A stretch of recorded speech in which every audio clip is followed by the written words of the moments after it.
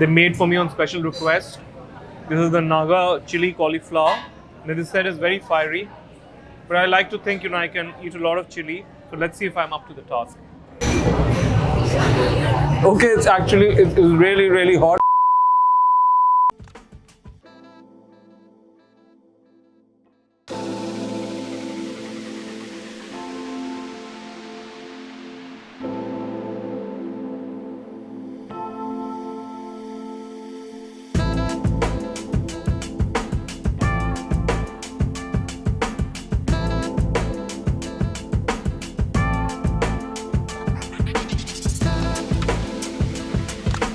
Hi, we are in Gurugram today to check out OMO Cafe, which is a vegetarian, plant-forward cafe which only uses seasonal ingredients. But it doesn't cook Indian food, it's pure European. And the menu is by the uber-talented Chef Vanshika Bhatia. So let's go check it out. So Vanshika, just tell me a bit about the concept behind OMO Cafe.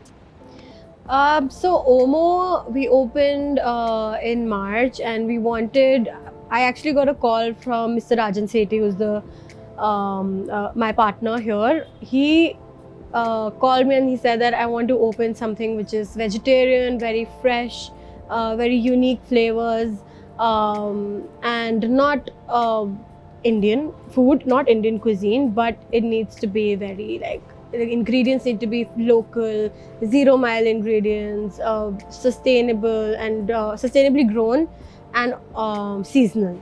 So that is where the concept kind of came from. And I love working with vegetables. I love working with anything that is plant-based, be it the plant-based milks or anything that is grown in the soil. And kind of it is like a challenge for a chef, because as a chef you are trained to work with a lot of meats. And that is like the skill that is used to judge a chef, that if you can cook a mean steak, then that means you're a great chef. But actually it's very difficult to work with vegetables, and you need to know how to keep its nutritional value intact, and how to cook with the vegetable and make it into like the most perfect broccoli or the most perfect lauki or something like that. That's actually quite interesting, because I met Alain Ducasse recently, and he also said he's obsessed with vegetables and loves cooking with them. So, is that like a global trend you're seeing here, that like there's more interest towards vegetables? Yes. I think the chefs have taken upon themselves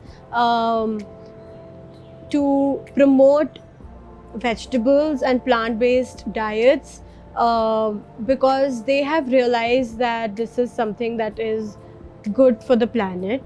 So I have to ask you this, it's very trendy, these phrases are very trendy these days, farm to fork, sustainability, zero waste kitchen. So how much are you kind of walking the talk at OMO Cafe? I think we're doing a lot of that, because we are a vegetarian restaurant. We are in the process of, we've almost removed all processed sugar. We're in the process of using everything Indian. We used to use a lot of cheese and vegetables that were imported, not a lot, but a few that were imported when we opened. But now I went to the Northeast for an ingredient research trip. We found so many ingredients that are available in India that are cheaper and of a better quality than if they are imported. So we've switched to almost 100% Indian produce. Even our chocolate is from Idukki in Kerala. We don't use anything that is not in season. As far as zero waste goes, you see these cookies that are right in front of you. We have a juice bar here. It's called Wild and Raw. And these cookies are part of Narung, which is the coffee brand. We actually take the pulp that is taken out from the juice bar, the pulp that is left after juicing the fruit or vegetable, and we add that to the cookie here. So we try to do a lot of these waste controls. We have a dehydrator, so whatever peels that we have, we dry them and we use them to reinforce flavors. Like if you make, say, carrot peel powder or beetroot peel powder, orange powder, anything, apple powder, it just reinforces the flavor on the dish. So if we have a beetroot dish, we'll dust it with beetroot powder. what are some of the signature dishes on the menu? We are. I don't know. I'm not stuck to. I'm not stuck to a dish. I know that my avocado dish was selling a lot. It came with it was a guacamole with Manipuri avocados and a few different kinds of lentils and these ragi tostadas that we make in house with ragi flour. It was selling a lot, but now that avocado is out of season, I want to remove it from the menu because I'm not stuck to a dish that this is a really nice dish. It's selling a lot. And even though it's not in season, I'll still keep it on the menu. I don't want to do that. But that was one of our signature dishes. We had a really nice Peruvian asparagus dish, which we have changed completely now. The sauce is the same. It's a beurre blanc, which is a butter-based and vinegar-based sauce. It is now served with Indian asparagus, Malabar spinach, which also has this really meaty texture. The leaf is very thick, and the stems of the Malabar spinach are kind of like asparagus, and broccolini, which is broccoli, which is grown like it's shot up. Sprouts. Yeah, it's sprouts. So that just grilled together. Everything is grilled together, finished with some lime zest and almond flakes on top. So that is a dish that is selling a lot. I would say our pineapple ceviche, which is fresh pineapple, really nice, really tasty, mixed with some cucumbers, onion, peppers, and it's served with some chips that we make in house. Then we have I cannot choose. But we make our in-house pasta. So Wild and Raw is part of OMO. It is a separate brand that is in OMO, in the OMO umbrella. There we do a lot of cold pressed juices. We do smoothies. We do our own in-house gelatos. We have a machine in the restaurant, and we make our gelatos almost every day. It finishes. We don't make more than a liter. So that is part of the Wild and Raw thing. We're introducing our breakfast menu soon. So that has a lot of protein bowls, smoothie bowls, just granola bars. Because we've started opening at 10 a.m. So we want there's a lot of audience that comes in at that time who wants a coffee, tea, and something really light to have. Then we are doing pizzas that are in-house. That is part of OMO. We're doing in-house pastas. We make Tell our me about own. the pizza, because it's some special kind of pizza with a very thin crust. Yeah, it's very thin. It's St. Louis style pizza. It's almost like a cracker with a really nice chunky ketchupy sauce on top, and it's cut into squares and not triangles. That's how it's traditionally served. We've also introduced pinza. Pinza means pressed by hand, which is a thicker sourdough based pizza that we've recently introduced. It's going really well. So we have these two different kinds of pizzas that we have. One is almost like a cracker, and one is a really nice thick base.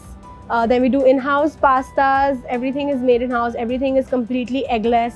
We do a really nice vegan bolognese with cauliflower and mushrooms chopped up and cooked in that same method that how you would cook a bolognese. That also sells a lot. People love that. So, and how challenging is it to cook seasonally?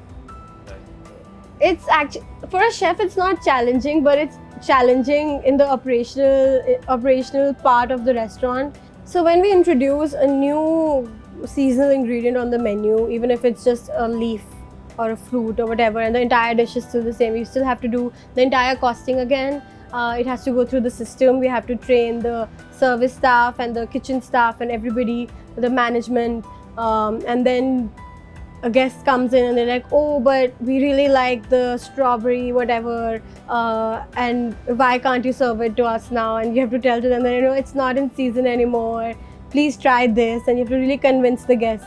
So it becomes a challenge there.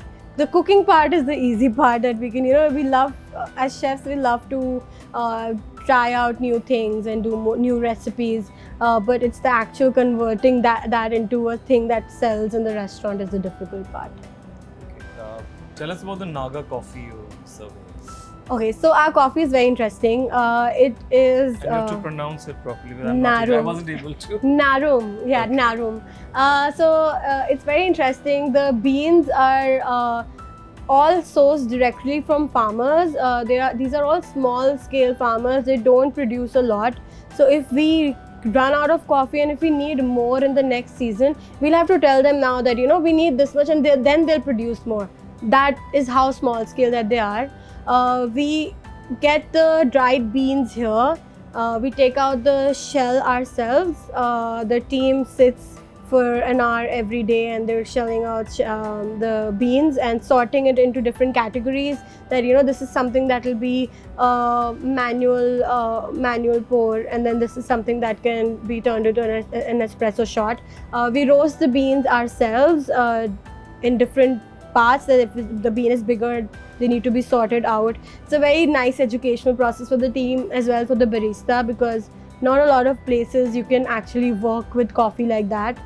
We roast it ourselves every day, and then you have to rest it for about 4 to 5 days for it to breathe. And then we make our own coffee here. It's very flavorful, very aromatic, different from the beans that you get in the south of India or anywhere else in the world. Tell us about the desserts.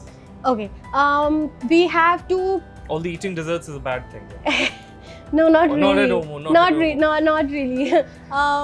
You do actually, according to the Indian way of eating, according to Ayurveda, you need to eat some sort of sweetener or sweet dish. It's good for the digestion of food. We try to avoid refined flour. We try to avoid refined sugar, so that we can use more naturally extracted sugars, fruit sugars, coconut sugar, jaggery, honey. You should not heat honey, so we don't heat it, but you can drizzle on top. Malt syrups, you know, these different kinds of things that we can actually use for sweetening. And then we also use shakkar, which is unrefined sugar, raw sugar. The flavor is also really good, and it's not refined, so it has all the nutritional properties that it needs to have. Our desserts are divided into 2 parts. One is the dessert in the OMO menu. So we have about 4 to 5 desserts which keep changing regularly. And then we have a bake bar that we have recently added to the Narung counter.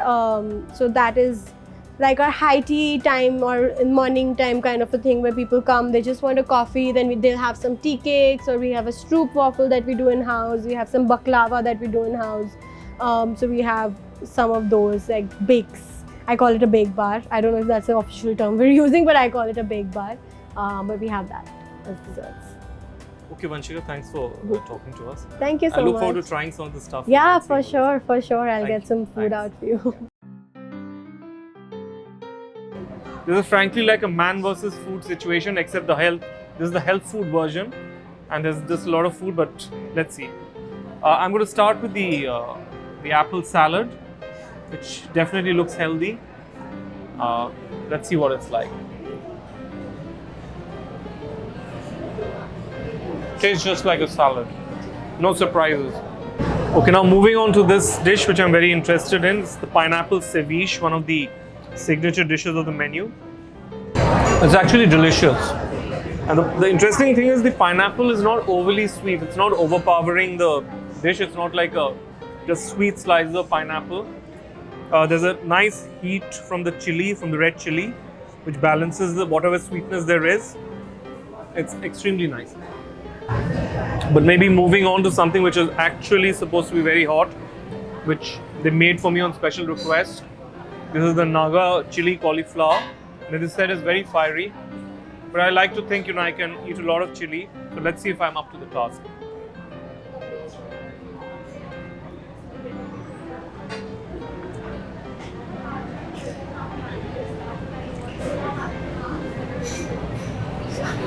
Okay, it's really hot, but they told me they've put some sugar-coated pineapple on top to kind of cut the heat out a bit. And there's some nice fresh cherry tomatoes also to balance it. But it's a very hot dish. Not for everyone. But if you like your chili hot, then this is definitely for you. You can definitely try it. This is a orsotto.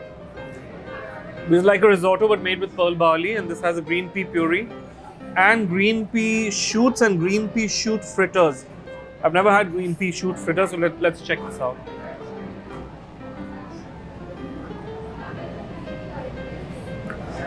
It's comfort in a bowl. Whenever you're feeling a little low, I think Italian is what you need. And this is like a healthy version with pearl barley, because this is obviously a very health-forward, plant-forward cafe, and all the food is extremely healthy. Now I just want to try this thing that the Chef Vanshika spoke about quite a lot, which is Malabar spinach, broccoli, and Indian asparagus with a beurre blanc sauce. So I'm just going to check it out. The asparagus is perfectly cooked. It's too tender. Checking out the broccoli now. It has a lovely smoked aroma. I'm just going to try the sauce now. It's amazing. It's like a butter and vinegar sauce, so that's a lovely combination. You know, kind of the Moorishness of the butter, complemented by the tartness of the vinegar. It's like a really nice combination. Pizzas are really special here. This is a mushroom pizza, and it's cut into squares. So I think this is the St. Louis style, with a very thin crust, and the distinctive thing is it's cut into a square.